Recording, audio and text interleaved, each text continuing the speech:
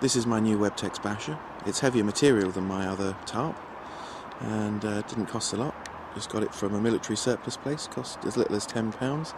It's got some nicer features than the other basher or tarp in that it's got dedicated eyelets and support points down it. It's much thicker. Everything's just very heavy duty on it. Lots more eyelets. The design of this, although it's in a desert pattern, is much better than the other tarp. But it's got a few key features in that all the connector points are much stronger. So all I've done is bungee it in place. So every single part of the basher is supported by bungees.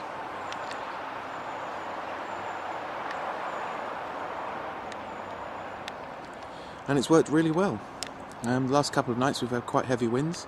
It's nicely waterproof. Very good product. And well worth thinking about for a replacement tarp. This cost me just £10.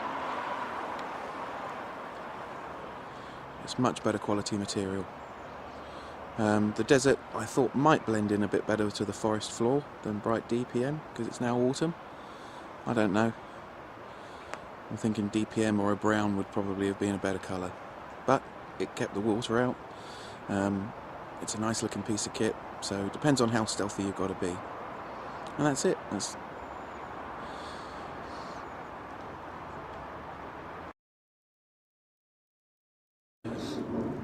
Well, this is my Bush Buddy stove. I got it last Christmas from some good friends of mine. They are quite expensive, but they're a good alternative if you need a way of using a wood-fired stove and you can't have a fire or it's too inconvenient to light a fire. It uses a lot less wood than a wood fire, so it's a lot more economical fuel-wise. I've since found that you can put a meth stove down in the bottom of it and use it as a pot stand and airflow and general windshield.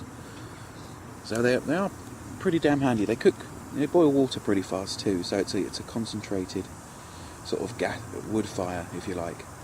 Now the interesting thing about the Bush Buddy is I don't know if you can actually see this on camera, but once it starts really going, the clever thing about it, the reason it's so much more efficient than just like a tin can with wood in it, is that those holes round the inside, actually you get like a back burner effect or an afterburner effect as it ignites the wood gas on top of your burning fuel. It's very, very interesting the way it does it. It's purely down to airflow. There isn't a single moving part, but it provides fantastic airflow to your wood. Now unfortunately you do have to keep refueling it very regularly because it will burn through the fuel and use up all the energy in the fuel. And if we look down there, you can just see what looks like a little jet of gas coming through that hole. And that's the wood gas being burnt, which is very nice. So I'm going to boil some water on it and we'll go through a few more features of it in a moment.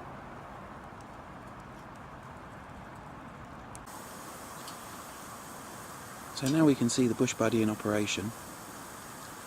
I've got my pan of water off. This is one of the things that Swedish Trangia pans are really good for, in that they're not a great deal wider than the Bush Buddy itself. You can get smaller pans,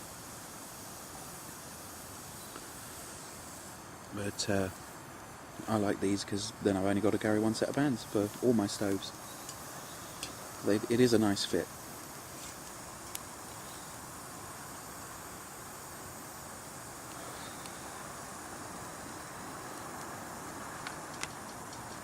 So excuse wobbly camera work, but I'm just going to show you inserting another bit of firewood into the Bush Buddy.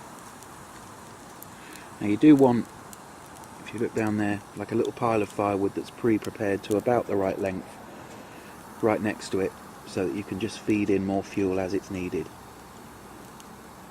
You don't want anything much thicker than your finger, but once it's going it's impossible to choke it, which is the great thing about it, because the airflow is so good. You can just load it right up every 3 or 4 minutes while it's burning, and you really don't need a lot. You need a couple of 4-foot, 5-foot sticks, and that will fuel your Bush Buddy for anything that you care to do. And of course also once it's going, it doesn't really matter whether the wood's wet or not. so you can fill it right up to underneath the pot and it will carry on burning.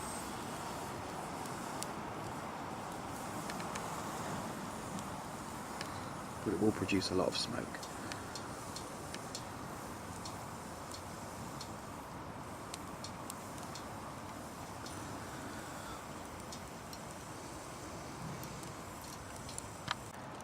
Once you've cooked your food in your bush buddy, you do rather need to let all the embers die down. You can pour water into it.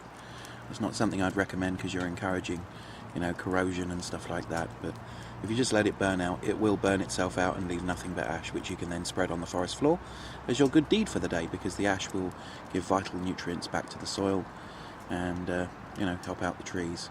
And as always, only dead wood. If you put green wood in this thing, you'll go blind, because the amount of smoke you'll get off tiny greenwood trees will be immense. So all you need, a few sort of metre long sticks, 2 or 3, and you break them down into 2 to 3 inch sections and just feed them in as much as you want. If you feed in too much wood, it does slow up the cooking process. If you don't feed in enough, it will burn out and you might have to relight it again. So you really do have to learn how to cook on it, but it is a good piece of equipment. The Bush Buddy, I thoroughly recommend it. There are several copies around, but what you're looking for primarily is this sort of like wood gas jet arrangement, because that's what makes it viable. And there are a few. There's the honey stove, there's the bush cooker and stuff like that. There are various brands of it, but the Bush Buddy is the one I got bought and is the only one I can review thoroughly, and it's brilliant. And they're all relatively similar prices. I think the Bush Buddy is possibly the most expensive, but with no moving parts, it provides a sort of like a jet burner option for a wood fire, and it means you can have a wood fire. The base of it and the stove itself do get very, very hot, so don't touch it after you've been cooking with it. Leave it to cool down for a good 10 minutes. But it is brilliant. It provides you with wood fire cooking without the need for a wood fire, and it uses a lot less fuel than a wood fire to get it going. So if you're in a fuel limited situation, all you need is a few sticks. Break them up ahead of time, because you don't want to be scrabbling around for the right size sticks, no thicker than your finger. Break it off into 4 inch sections, just feed it in as it burns down. Brilliant. Fantastic cooker.